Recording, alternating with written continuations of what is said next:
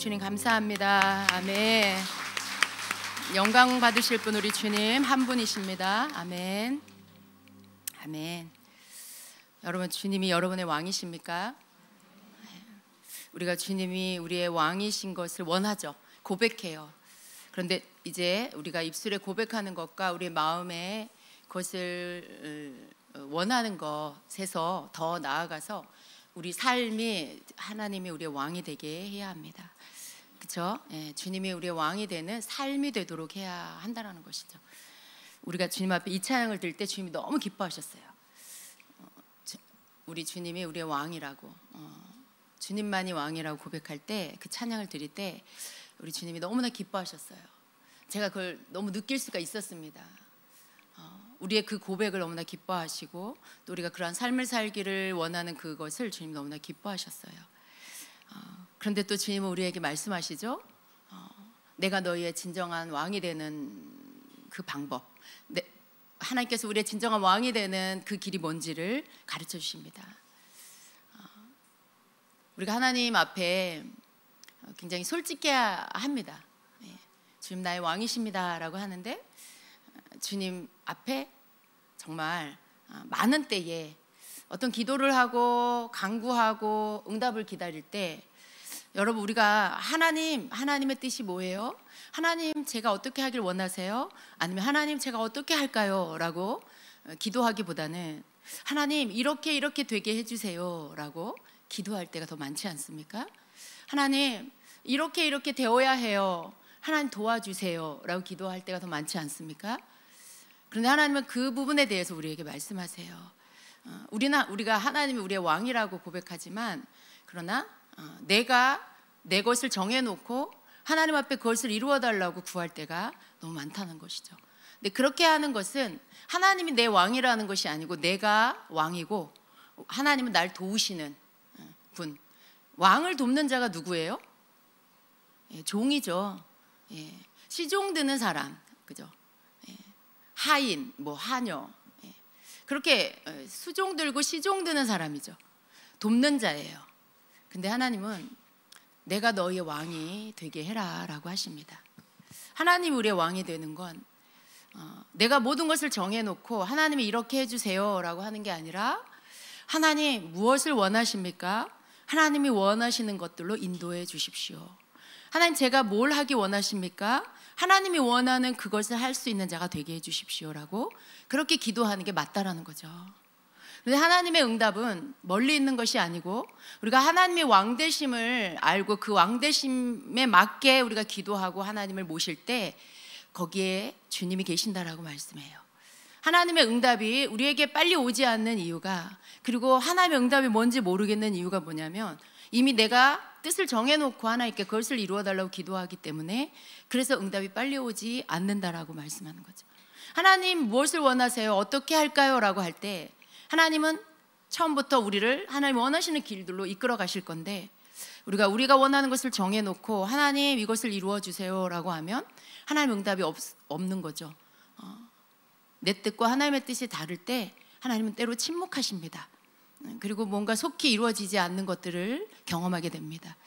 여러분, 그 속에서 우리가 알아야 될 것은 내 뜻을 내려놓고 다시 하나님의 뜻을 묻는 것이고, 그 하나님의 뜻 가운데로 날 인도해 달라고 기도해야 하는 것이죠. 그렇게 할 때 바른 길로, 우리가 옳은 길로 다시 들어가게 되는 것입니다. 주님께서 내가 너희의 왕이다 라고 하십니다. 주님이 우리의 왕이라고 고백하는 그 고백을 너무나 기뻐하시고요, 또 우리가 그것을 선포할 때 우리 지금 너무나 기뻐하세요. 근데 그것이 우리의 삶 안에 온전히 이루어질 수 있기를 또한 더 원하십니다. 나의 뜻이 먼저가 아니고, 내가 원하는 것이 먼저가 아니라 하나님이 원하시는 것이 무엇인지를 먼저 묻고 그것을 가장 우선에다 두는 삶, 그것이 바로 우리 주님이 내 왕이 된 그러한 삶이다라고 말씀합니다.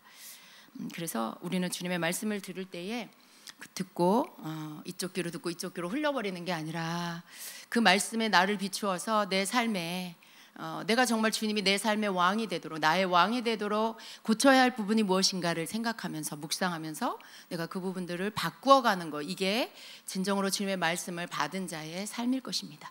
우리가 정말 주님이 원하시는 내 삶의 영역이 무엇인지, 혹 내가 지금 그렇게 기도하고 있지는 않았나 살펴보면서 주님께서 원하시는 그 기도의 자리로, 그 기도의 내용으로 바꿔나가는 저와 여러분 되기를 원합니다. 아멘.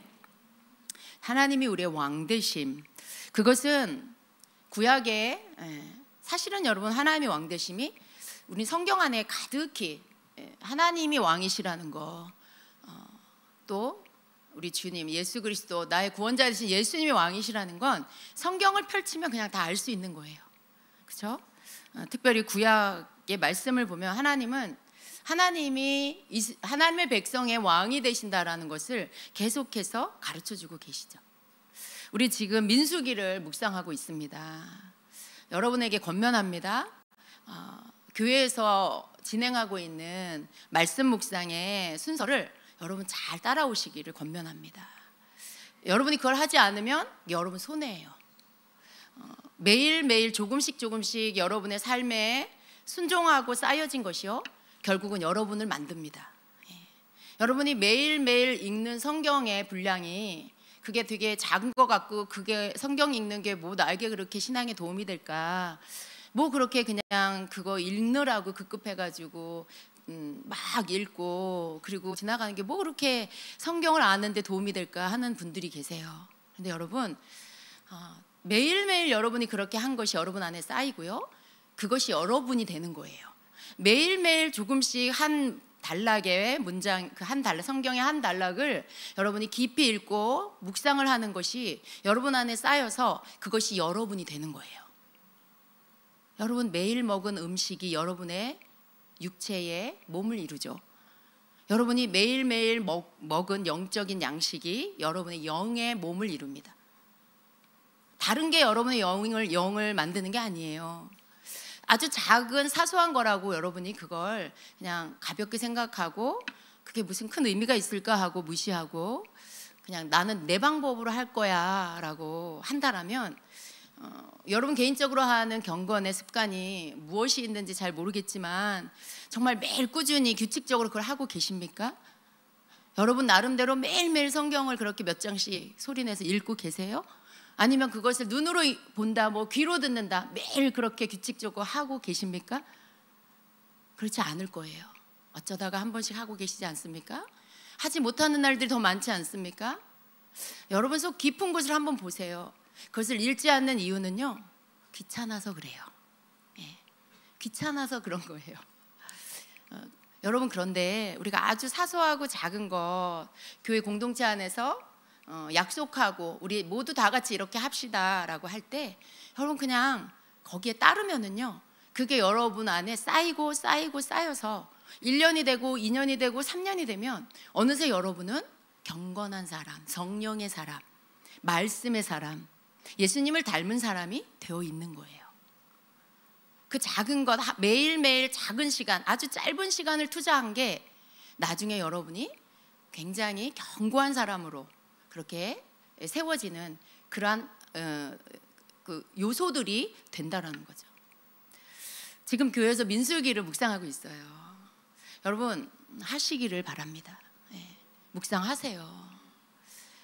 어떤 교회는요, 교회에서 뭔가를 할 때 성도들이 그거를 따르지 않으면 굉장히 막 강압적으로 막 체크하면서 뭐 창피도 주면서 그렇게 하는 교회들이 있어요. 주임제 교회 그렇게 하길 원하십니까?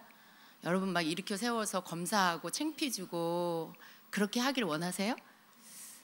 적어도 저는 여러분이 여러분 마음에 목사님들을 신뢰하고 주임제 교회를 사랑한다면, 내가 이게 무슨 의미인지는 지금은 모르겠지만 나는 순종하는 마음으로 따르겠어. 저는 여러분이 그렇게 할 수 있는 수준의 성도라고 생각해요. 그게 아직 여러분 내가 이거 뭐 읽는 게 이렇게 나 잘 모르겠는데 그냥 읽는 건데 괜찮아요. 그냥 읽으면 일독 끝나고 또 다시 또 일독 진행하고 또 일독 끝나고 또 일독 진행하다 보면 읽고 또 읽은 그 말씀이 어느새 여러분에게 이해가 되고요, 그게 여러분 안에 박혀요. 다윗의 삶이 박히고 여러분 모세의 그 하나님 앞에 애쓴 모습이 박히고 이스라엘 백성을 읽으면서 내 모습이 보이기 시작하고 그러는 거예요. 그게 하루아침에 처음부터 그렇게 되지 않아요. 그냥 하세요, 여러분. 네, 그냥 하시면 돼요. 여러분과의 약속을 정하세요. 내가 몇 시에 성경을 읽겠다. 네. 여러분이 정한 시간에 성경을 읽으세요. 읽을 수 있는 시간을 알 거예요. 여러분의 여유 있는 시간, 그 시간을 여러분과 약속하고 정하세요. 그리고 그 시간에는 성경을 읽으세요. 여러분과 약속하세요. 내가 말씀을 묵상하리라. 그럼 그 시간에 묵상하세요. 시간을 정해놓고요, 여러분이 해야 할 일로 정해놓으면 그걸 하게 돼 있어요. 그게 여러분과의 약속이고요. 적어도 여러분 자신과의 약속, 하나님 앞에서의 여러분의 약속을 안 지키면 스스로가 괴로워요. 내가 이거밖에 안 된 사람인가? 나와의 약속도 못 지키는 사람이 내가 무슨 큰일을 하겠어? 내가 무슨 밖에 나가서 사업을 하고 직장에서 맡겨진 일을 잘 감당하고 내가 어떻게 그렇게 다른 사람과 함께하는 일들을 할 수가 있을까? 여러분 스스로가 점수를 매기고 여러분 자신이 자기 자신과 한 약속을 지키면 나가서 여러분의 주어진 일들을 최선을 다해서 할 수 있는 사람이 되는 거예요. 그러니까 여러분 하세요. 네. 성경 읽으시고요, 묵상하세요. 잘 모르겠어도 그냥 하시다 보면 성령님이 도와주세요. 네. 성경을 읽는 가운데 은혜를 주시고요, 그게 여러분 안에 오랜 그 낙숫물에 바위가 패이듯이 여러분 안에 흔적이 생겨요. 여러분 안에 영적인 흔적들이 생겨가기 시작해요. 그걸 놓치지 마시라는 거예요. 교회에서 하는 그게 교회에서 하는 거니까 따르세요, 이게 아니고요, 기회를 여러분에게 드리는 거예요. 모두가 함께 약속하면요, 여러분 거기에 맞추어서 발 맞춰서 가는 거, 아무런 약속이 없으면 여러분 하기가 힘들어요. 뭔가 지켜야 될 규칙이 없잖아요. 그냥 왜 여러분 스스로 하다가도 멈춰버려요. 약간의 강제성이 필요합니다. 여러분이 하시다 보면 어느새 그게 여러분에게 큰 유익을 준다는 것을 믿고 하시기 바랍니다. 오늘 이 말을 하려고 한 건 아니에요.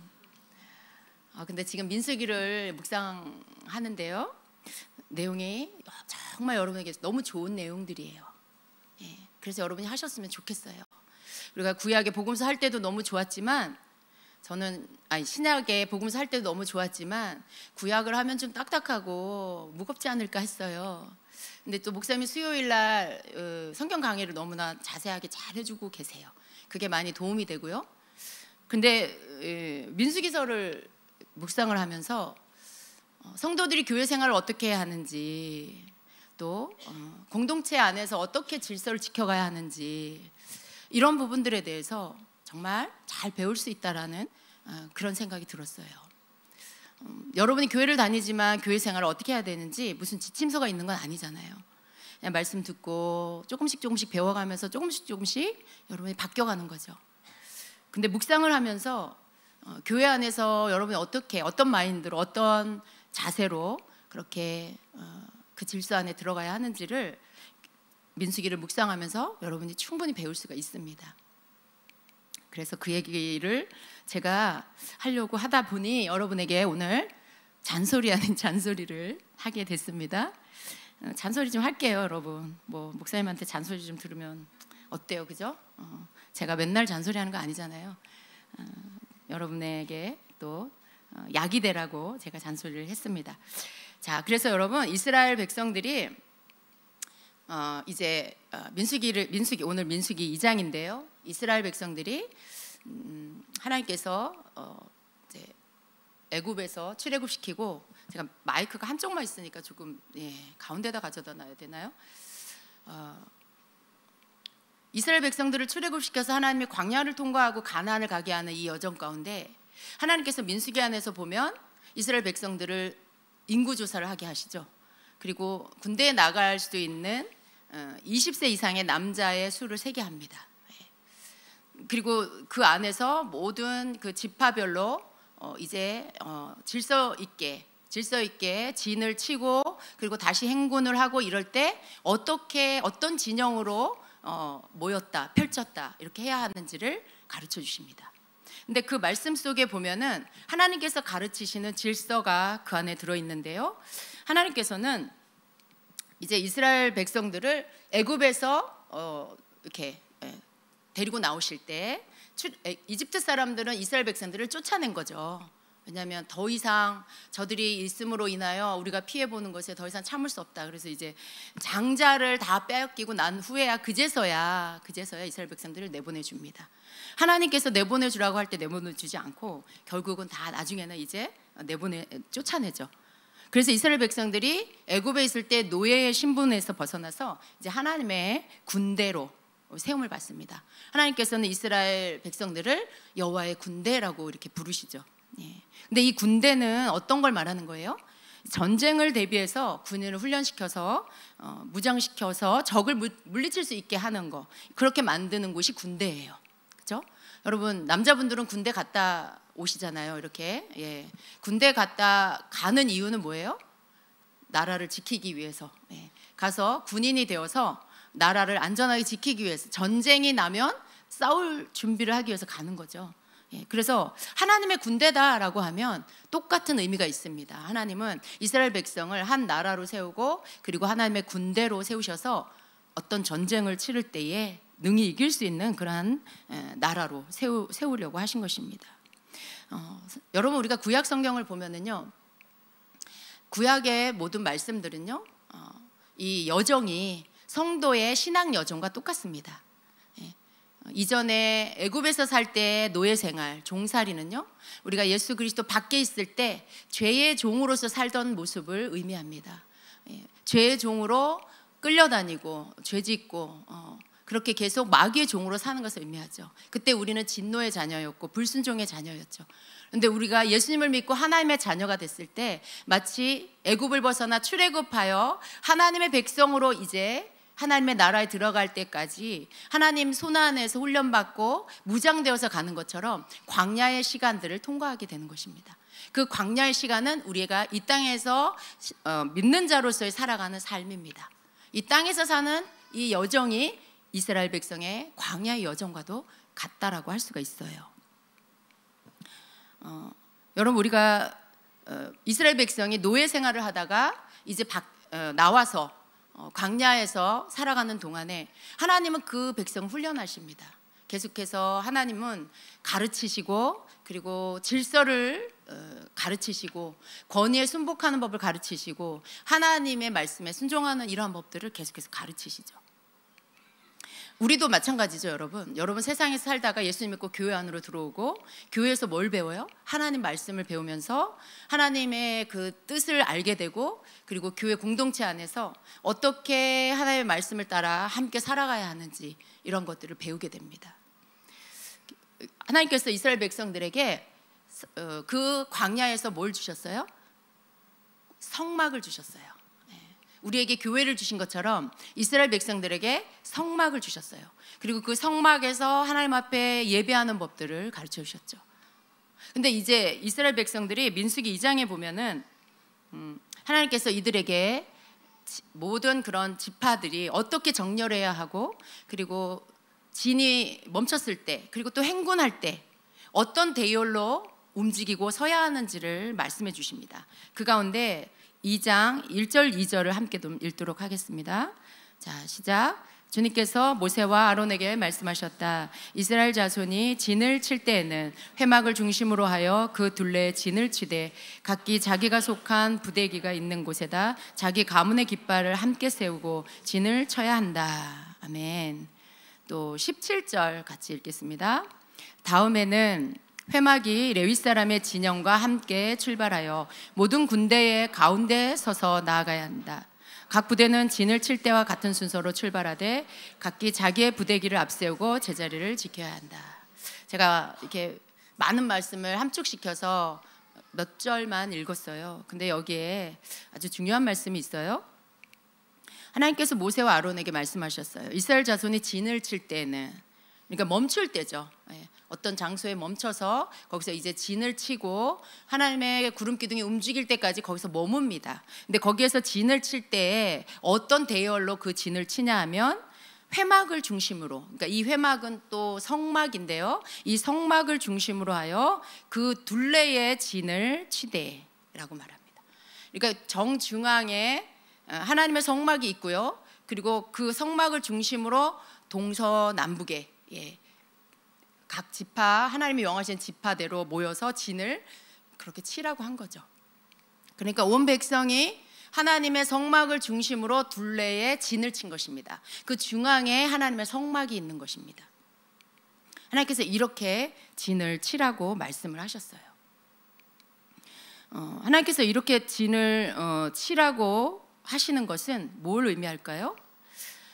하나님은 이 모든 구약의 성경을 통해서 성도가 하나님의 백성으로 살아가는 법을 가르치고 계세요. 종으로 살았던 그 종의 삶이 아니라 하나님의 백성으로 살아가야 하는데, 이들은 몸에 배어 있어요. 노예의 그 습관들이, 그 의식들이. 그래서 어떻게 하나님의 백성 사는지 전혀 알지 못해요. 한 번도 하나님의 백성이었던 적이 없었던 거죠. 그런데 하나님께서 그 백성을 택하여 불러내시고 이제 그 백성을 훈련해 가시고 가르치시는데, 그 가운데 제일 먼저 모세를 통해 하나님이 가르치신 게 뭐냐면 예배입니다. 예배를 가르쳤어요. 예배를 가르치시기 위해서 하나님은 성막을 짓게 하셨고요. 그리고 그 성막을, 광야를 지나는 동안에 그 성막을 계속해서 또 이동하고 또 세우고 또 이동하고 세우고, 이 일들을 계속해서 하게 했습니다. 그런데 그 성막을 이동할 때, 성막을 또 세울 때 그 위치가 어디냐 하면 모든 백성의 진이 있는 그 장막이 있는 그 중앙에 이 성막을 세우라고 말씀하신 겁니다. 여러분, 하나님께서 가르치시는 말씀을 보면은요, 그 속에 하나님은 굉장히 질서정연하게 이스라엘 백성들에게 가르치고 계시는 것을 알 수 있어요. 어떻게 진을 쳐라, 누가 먼저 진행해라, 그 다음은 어느 지파가 따라라, 이런 것들.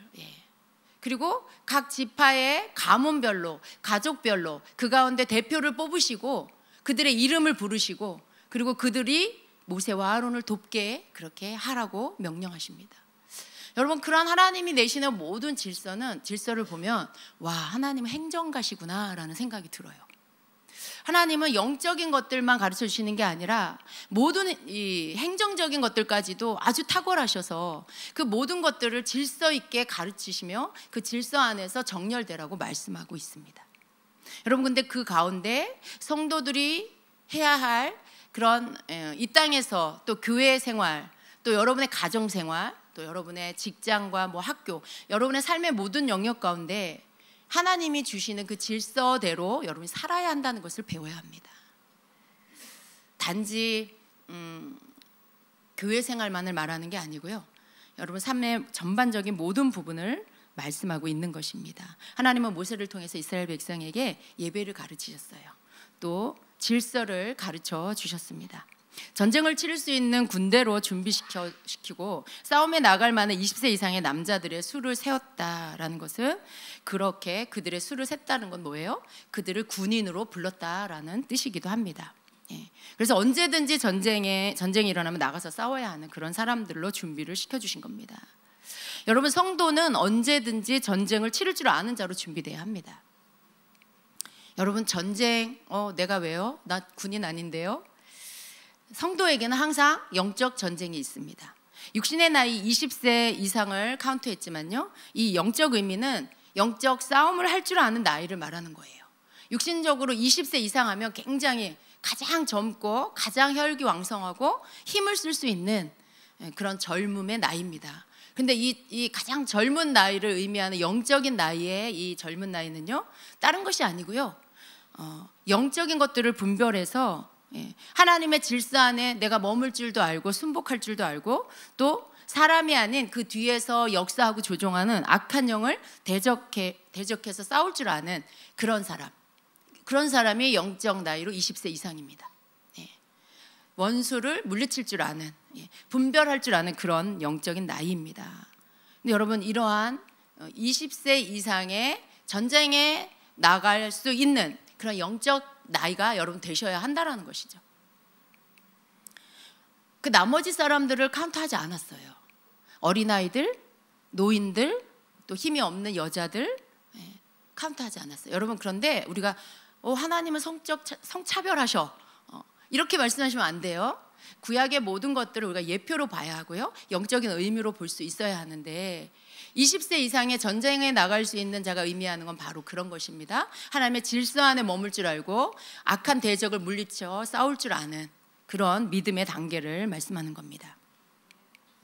하나님은요, 먼저 이스라엘 백성이 광야에서 진칠 때 그리고 다시 행군을 할 때 이제 어떻게 해야 하는지 순서를 가르쳐 주셨다고 했어요. 먼저 진을 칠 때 회막을 중심으로 하여 그 둘레에 진을 쳐라 라고 말씀합니다. 자, 이것이 바로 하나님과 나와의 관계, 하나님과 나와의 관계를 의미하는 거예요. 여러분, 하나님이 여러분 삶의 중심이십니까? 하나님이 여러분의 삶의 중심에 계십니까? 정중앙에 회막이 있어야 돼요. 여러분의 중심에 회막이 있어야 돼요.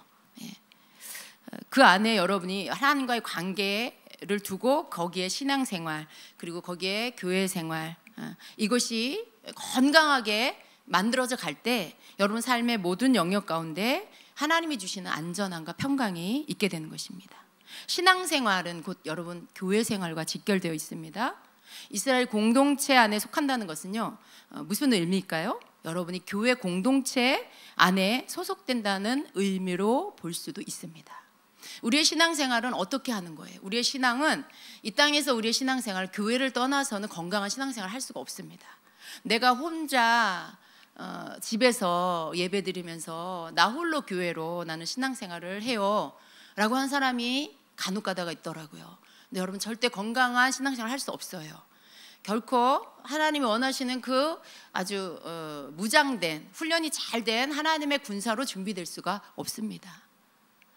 하나님은 이스라엘 백성들에게 공동체를 주신 것처럼 이 땅에 믿는 자들에게도 공동체를 주셨어요. 그게 바로 교회 공동체고요.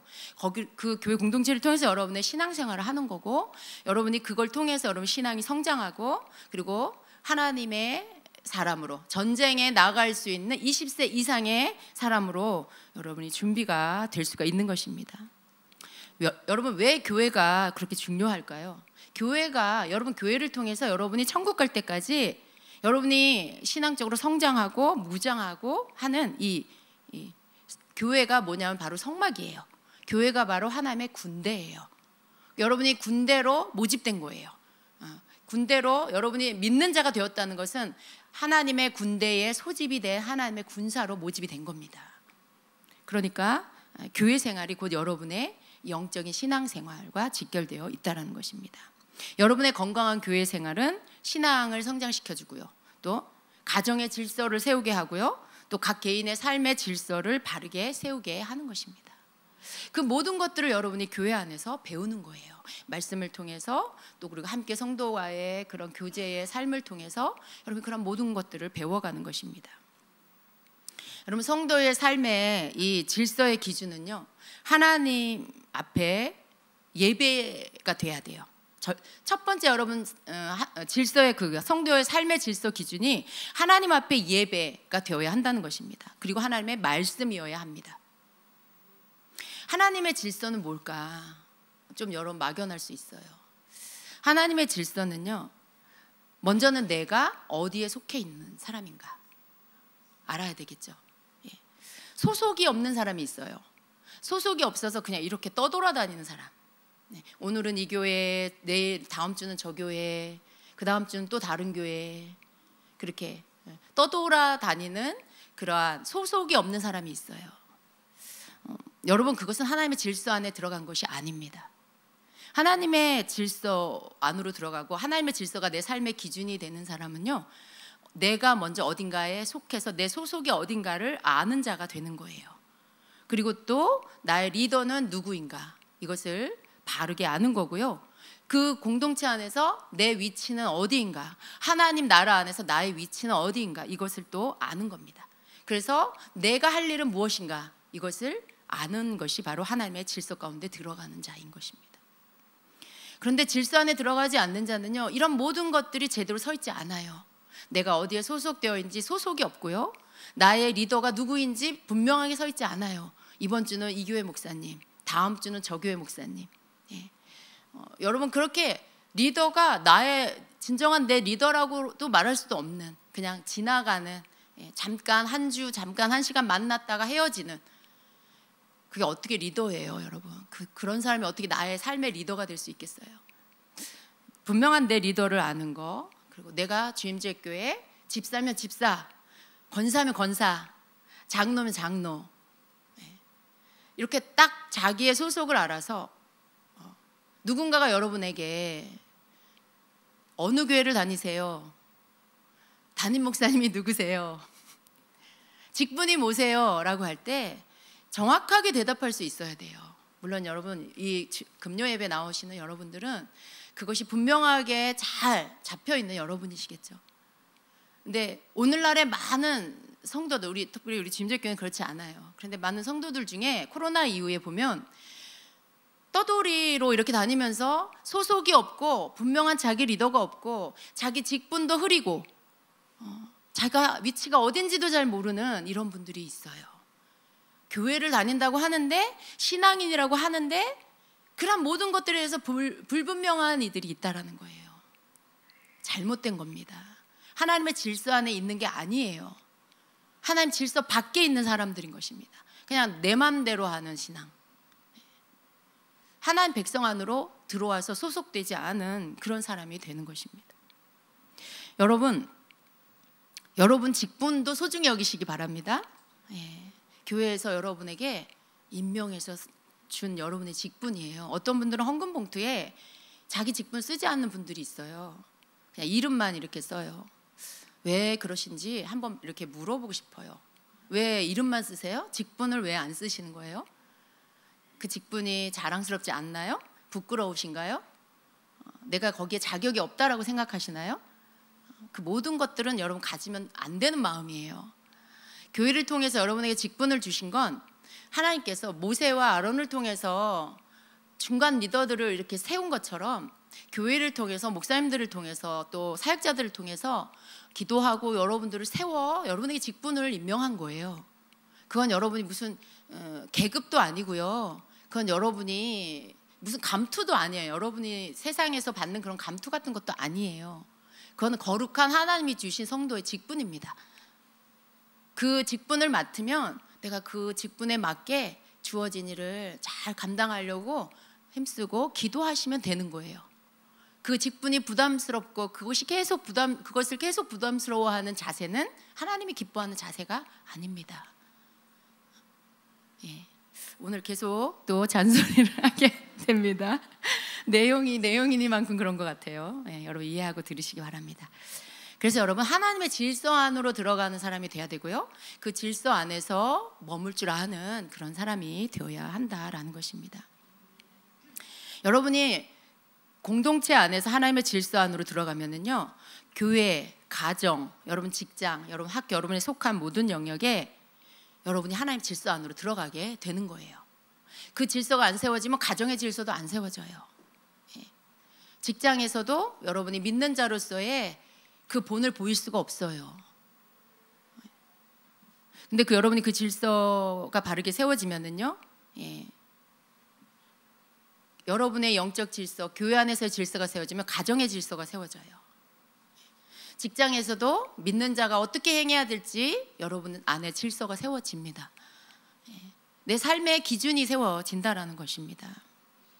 여러분이 이렇게 하나님의 질서 안에 바르게 세워지려면 가장 먼저 해야 될 게 뭐냐면, 여러분 삶의 중심에 하나님의 성막이, 즉 하나님의 임재가 여러분 안에 서야 한다라는 거예요. 그래서 가장 먼저 세워야 할 질서는 하나님과 나와의 관계를 예배를 통해서 바르게 세우는 것입니다.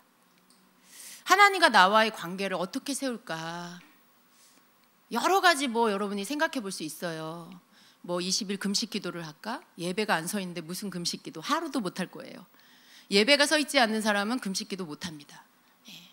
예배가 서 있지 않은 사람은 작정 기도하기 힘들어요. 긴 기도 못 합니다.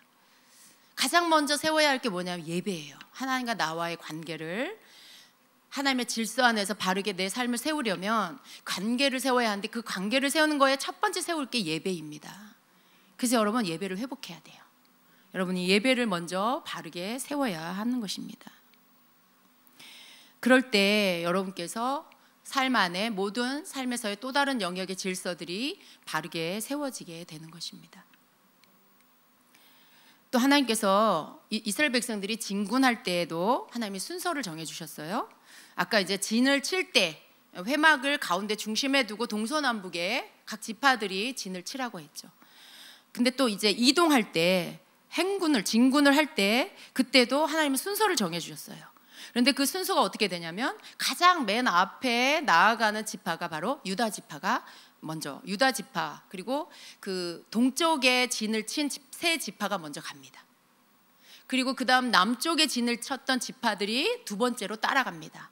그리고 세 번째로 따라가는 행렬이 누구냐면 바로 회막과 레위인, 회막을 담당한 레위인들이 그 중앙, 그 다음 순서로 세 번째로 갑니다. 그리고 그 뒤에 이제 서쪽에 진을 쳤던 지파들이 따르고 맨 마지막에 북쪽에 진을 쳤던 지파들이 따릅니다. 그러면 이 순서를 보면은요, 앞에 두 무리의 동쪽과 남쪽의 지파들이 가고요. 그 다음 중앙에 하나님의 성막과 레위 지파가 가고요. 그리고 뒤쪽에 두 지파가 서쪽과 북쪽에 진을 쳤던 지파들이 따릅니다. 그러면 앞에 둘, 뒤에 두 무리, 그리고 그 중앙에 하나님의 성막이 있습니다. 우리가 생각할 때는 하나님의 성막이 선두에서 가는 게 맞을 것 같은데 하나님 그렇게 하시지 않고 먼저 두 무리의 지파들이 가고 그 중앙에 행렬의 진군의 중앙에 하나님의 성막이 따르게 했습니다. 여러분 17절의 말씀이 바로 그거예요.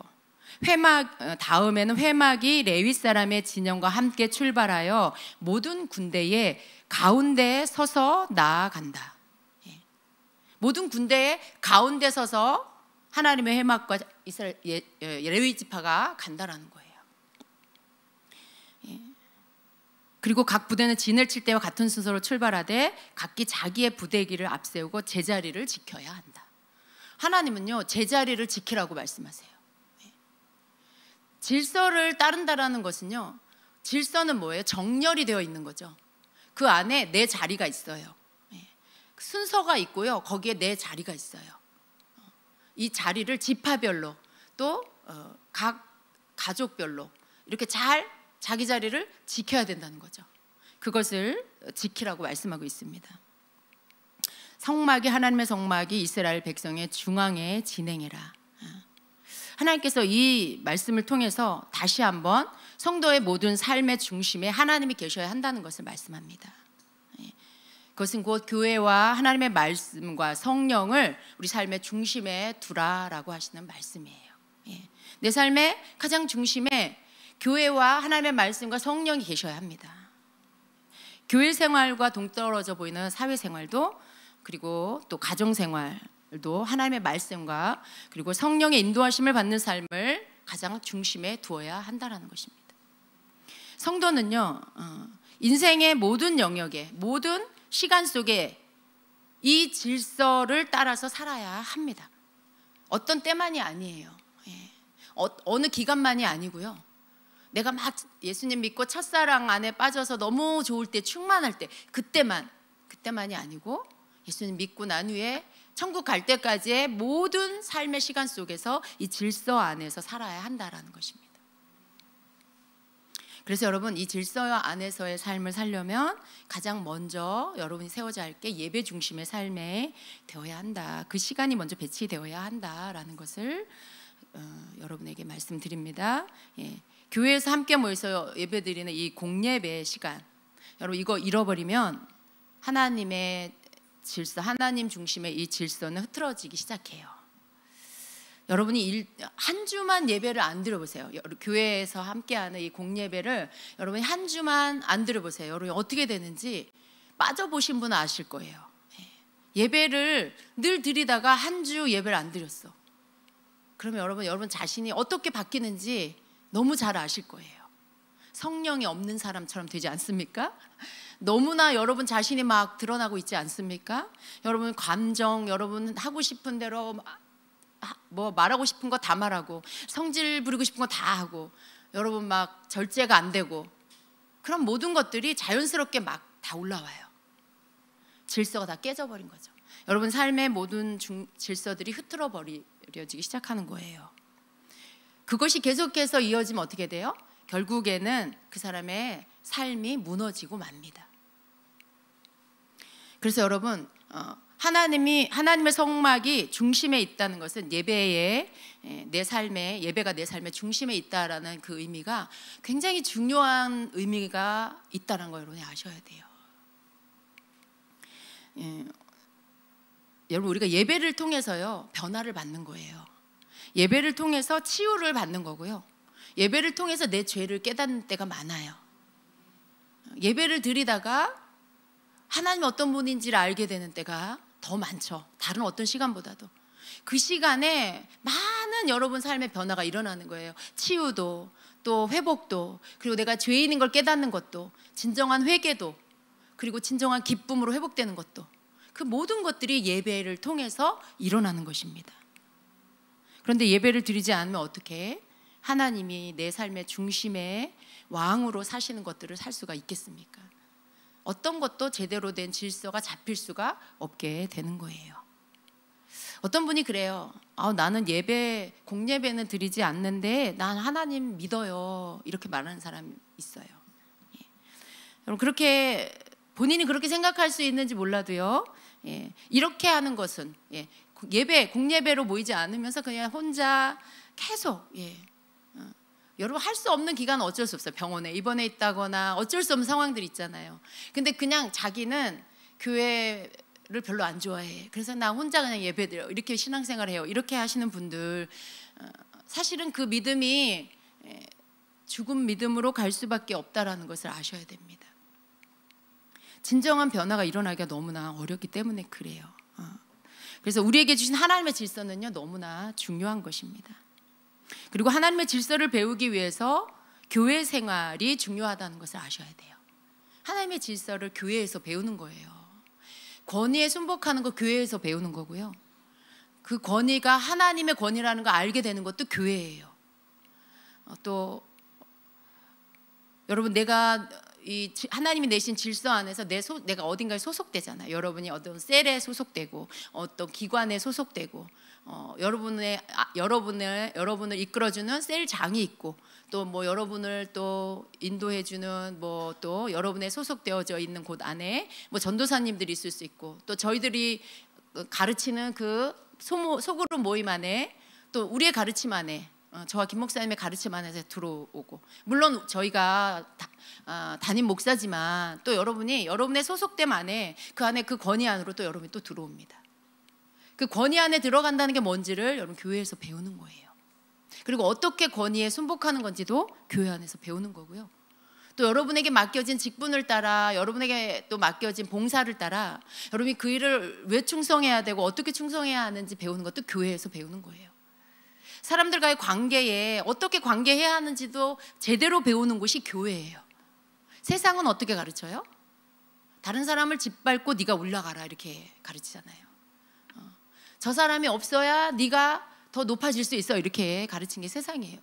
근데 교회는 나보다 남을 낮게 여겨라, 더 나은 사람으로 봐라 이렇게 말씀해요. 용서해라, 사랑해라, 허물을 덮어줘라 이렇게 가르치죠. 진정한 모든 사람과의 관계에 바른 질서 안으로 들어가게 가르치는 곳도 교회입니다. 교회를 통하지 않으면 정말 하나님께로부터는 바른 질서를 배울 곳이 없어요. 왜냐하면 세상은 하나님의 질서대로 가르치지 않기 때문에 그렇습니다. 이 세상에 하나님이 남자와 여자를 만드시고 남자가 여자가 결혼해서 아이를 낳는 것이다. 성을 하나님이 창조하셨고 그 질서 안에서 가정을 이루는 거다를 가르치는 게 교회잖아요. 근데 세상은 그렇게 가르치지 않아요. 남자와 남자가 결혼할 수도 있다. 여자와 여자가 결혼할 수도 있다. 그렇게 무질서를 가르치는 게 세상이에요. 바른 질서를 가르치는 곳은 교회밖에 없습니다. 다른 종교에서도 이런 것들을 가르치지 않아요. 그래서 여러분 정말 배워야 할 올바른 질서를 배우는 것이 교회이기 때문에 여러분이 교회 공동체를 굉장히 소중하게 여겨야 하고 여러분 교회 생활을 중요하게 생각하셔야 된다라는 것입니다. 하나님은요 또 이스라엘 백성이 진을 칠 때 그 부대의 이름과 지휘관의 이름을 명시해 주셨어요. 그리고 부대 군인의 수의 명수까지 언급하고 있어요, 성경에. 민수기 2장 3절 이하에 보면은요, 이렇게 말씀합니다. 동쪽 곧 해 뜨는 쪽에 진을 칠 부대는 유다 진영의 깃발 아래 소속된 부대들이다. 유다 자손의 지휘관은 암미나답의 아들 나손이다. 예, 이름이 나와요. 그가 이끌 부대의 군인 수는 74,600명이다. 예, 군인의 숫자가 나와요. 예, 그리고 또 유다 자손의 한쪽 옆에는 이사갈 지파가 진을 친다. 이사갈 자손의 지휘관은 수알의 아들 느다넬이다. 그가 이끌 부대의 군인 수는 54,400명이다. 이게 의미하는 게 뭐냐 하면, 여러분, 인구가 250만의 인구예요. 얼만큼인지도 모르겠죠, 여러분. 250만이 도대체 사람 머릿수 얼만큼인지도 우리가 모르겠어요. 근데 그 인구 중에 누군가의 가문의 누구누구의 아들 누구누구 이름으로 부르시는 거예요. 그 이름을 부른다는 거예요. 여러분, 250만 가구 그 인구 중에서 하나님께서 250만 인구 중에 여러분 이렇게 부르는 거예요. 뭐 윤지나 집사의 딸 혜린이 미안, 혜린이. 그러면 그렇게 많은 사람 속에서 가문을 부르시고 그 가문의 한 사람 이름을 부르시고, 굉장히 놀라운 일 아니에요, 여러분? 하나님이 그렇게 하신다라는 게 여러분 놀랍지 않습니까? 그리고 그 20세 이상의 수를 세서 그 숫자를 지금 말한다는 건 그 한 사람 한 사람을 아신다는 거예요. 그 한 사람 한 사람을 체크하신다는 거죠. 저는 참 놀랍다고 생각합니다. 네.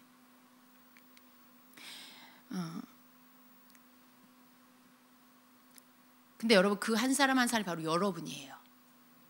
여러분, 우리가 하나님의 군대라는 걸 아셔야 돼요. 예, 하나님의 군대로 우리가 부름을 받았고요. 세상이라는 애굽에서 우리가 하나님의 군대로 부름을 받은 거예요. 예, 하나님께서 여러분을 아신다는 거예요.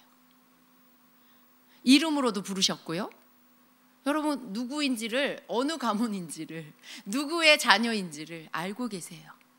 그렇게 여러분을 부르셨고, 계속해서 여러분을 그렇게 여러분을 아는 하나님, 그 하나님은 여러분을 아는 그 한 사람 한 사람을 아는 하나님으로 여러분과 함께 하신다는 것입니다. 여러분이 교회 공동체 안에서 이걸 아셔야 돼요. 우리가 하나님의 질서는요, 이스라엘 백성, 그리고 뭐 유다 지파, 그리고 유다 지파의 아까 누구라 그랬죠? 지휘관 암미나답의 아들 나손. 우리 교회 공동체로 생각하면 주임제 교회 공동체 안에 누구누구 셀 안에 셀장 누구누구, 그 안에 셀원 누구. 여러분, 그렇게 하나님이 아시는 거예요. 그건 하나님이 내신 질서이고요. 그 질서 안에 내가 소속되어 있는 거예요. 그 소속된 질서 안에서 나를 하나님이 아시는 거예요. 우리는 뭘 해야 될까요? 하나님의 그 질서 안에서 내 자리를 지켜야 되는 거예요. 내가 서 있어야 하는 그 자리에서 내가 해야 할 일을 하면서 내가 그 질서 안에 머물 줄 아는 사람이 되어야 한다라는 것입니다. 그래서 이 공동체 안에서 여러분이 속한 기관에, 여러분이 속한 셀 속에서 그 안에서 교회 생활을 배우고 또 섬김과 연합과 이런 질서들을 배우면서 여러분은 하나님의 군사로 성장해 가는 거예요. 어린아이 같은 그런 모습에서 이제 점점 더 성장한, 전쟁을 치를 줄 아는 무장된 군사로 여러분이 세워지면서 가는 것입니다. 이게 교회 안에서 일어나는 일이에요. 하나님이 그렇게 교회를 통해서 이루어 가시는 것들입니다. 또 말씀을 보면은요, 하나님께서 교회에 목회자들을 세워서 교회를 맡기시고요, 장로님들, 권사님들, 그리고 집사님들을 세우세요. 교회를 통해 세우게 하시죠. 근데 이렇게 하시는 것은요, 하나님께서 교회 공동체를 건강하게 이끌어가게 하기 위함이에요. 민수기 1장 5절 이하에 보면은요, 모세와 아론 곁에 그 곁에 서서 이 세워진 지도자를 도울 사람을 하나님께서 임명해 주시는 모습이 나와요. 민수기 우리 같이 한번 읽어볼까요? 1장 5절로 7절까지 시작. 다음은 너희 곁에 서서 너희를 도울 사람들의 이름이다. 루벤 지파에서는 스데울의 아들 엘리수리요, 시몬 지파에서는 수리사떼의 아들 술루미엘이요, 유다 지파에서는 암미나답의 아들 나손이요. 그 뒤에 쭉쭉쭉쭉 나옵니다.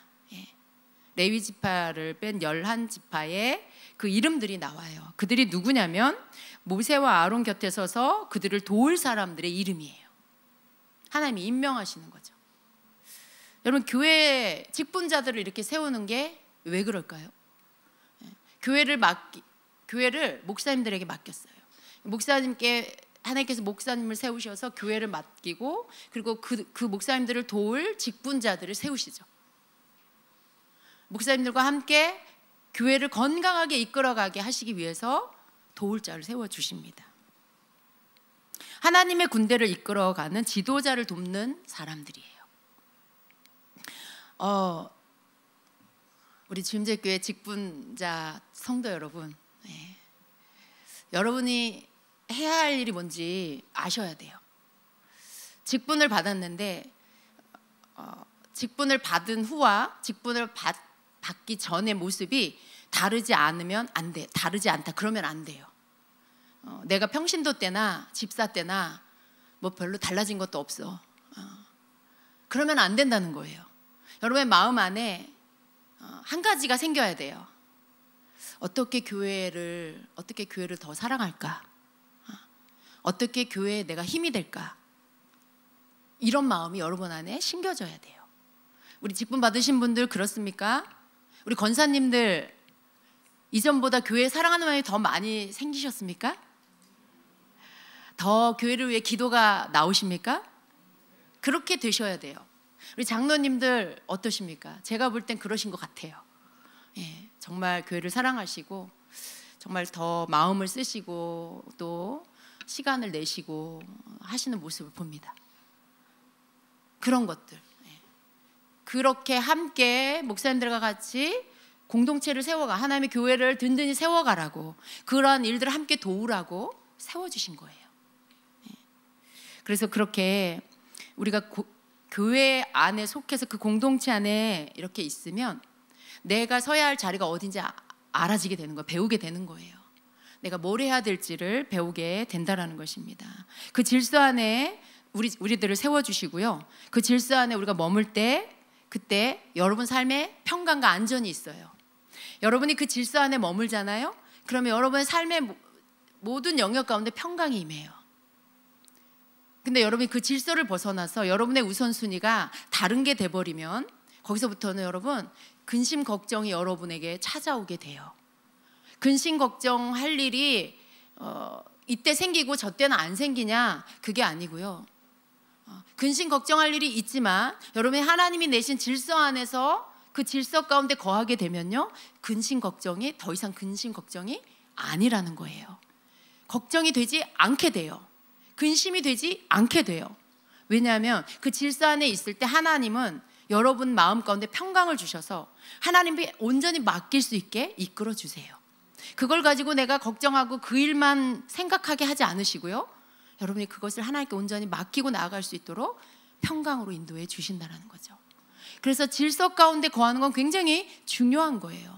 이스라엘 백성들이 그 행군할 때 그 질서 안에서 하나님이 정한 질서 가운데서 서게 됐을 때 해야 할 일이 뭐예요? 그냥 따라가면 되는 거예요. 그냥 그 행렬을 따라가기만 하면 되는 거예요. 그리고 서라고 하면 서면 되는 거고요. 그 순서대로 진을 쳐라 그러면 진 치면 되는 거예요. 내가 따로 뭘 노력해서 내가 뭔가를 애써서 해야 할 일이 없어요. 여러분, 질서 안에 거하게 되면 그냥 여러분이 그 질서의 흐름 가운데 그냥 따라가기만 하면 여러분이 그 안에 거하게 될 때 여러분의 삶의 모든 영역들에 진정한 평강이 임하게 된다라는 것입니다. 아멘. 네. 가정의 질서가 여러분이 교회 질서 안, 예배가 여러분 안에 먼저 세워지고 교회 공동체 안의 질서 안에 여러분이 먼저 서게 되면 가정 안의 질서가 자연스럽게 잡혀가게 됩니다. 네.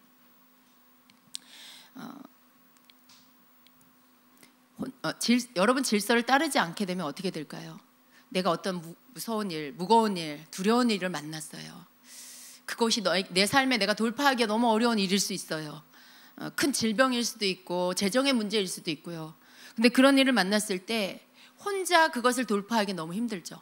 그러나 교회 안에 여러분이 질서 가운데 있으면요, 공동체가 함께 그 영적 전쟁을 치러줍니다. 그리고 그것을 함께 뚫고 나가도록 같이 힘을 합쳐주죠. 그래서 그것을 이길 수 있게 만들어줍니다. 여러분이 질서 안에 있게 됐을 때 여러분이 받게 되는 그러한 모든 삶의 영역에 주시는 그 은혜가 너무나 많다라는 것을 여러분이 아시길 바랍니다. 성도의 삶은요, 하나님 중심의 삶이 되어야 합니다. 예배 중심의 삶이 되어야 돼요. 예배 안에서 여러분이 배울 것들을 배우고, 그리고 교회 공동체의 삶을 통해서, 교회 중심의 삶을 통해서 하나님의 보좌로부터 흘러내려오는 그 모든 은혜와 은총을 여러분이 받으셔야 돼요. 하나님의 은혜는요, 하나님의 은총은 하나님의 질서의 흐름을 타고 오는 거예요. 근데 내가 그 질서에 벗어나 있으면 내가 그 흐름 안에서 들어오는 것들을 받을 수가 없죠. 왜냐하면 내가 질서 바깥에 있기 때문에 그렇습니다. 내가 하나님의 질서 안에 있을 때 그 흐름의 질서를 타고 오는 흐름 안에서의 하나님의 은혜와 은총을 여러분이 받게 된다라는 것입니다. 그래서 여러분 하나님의 군대로 부르심을 받았습니다. 교회가 하나님의 군대라는 것을 기억을 하시고, 하나님 나라의 군사로 내가 부르심을 받았다라는 것을 잊지 마시기를 바랍니다. 오늘 나를 부르신 그 자리, 하나님께서 나를 부르신 그 자리가 어디인지 여러분 아셔야 돼요. 그리고 내 소속이 어디인지를 여러분이 분명하게 아시고, 내 자리가 어디인지를 바르게 알아서 거기에 바르게 정렬되는 여러분이 되셔야 합니다. 아멘.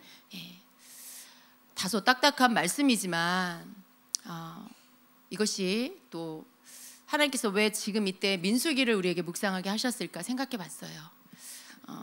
어쩌면 우리가 공동체의 의식이 형성되지 않았을 때 이 말씀은 되게 와닿지 않을 수 있어요. 근데 우리가 공동체 의식이 우리 안에 이제 생겼을 때 이 공동체 안에서 그 다음 알아야 될 게 뭘까요? 질서가 있다라는 것이죠.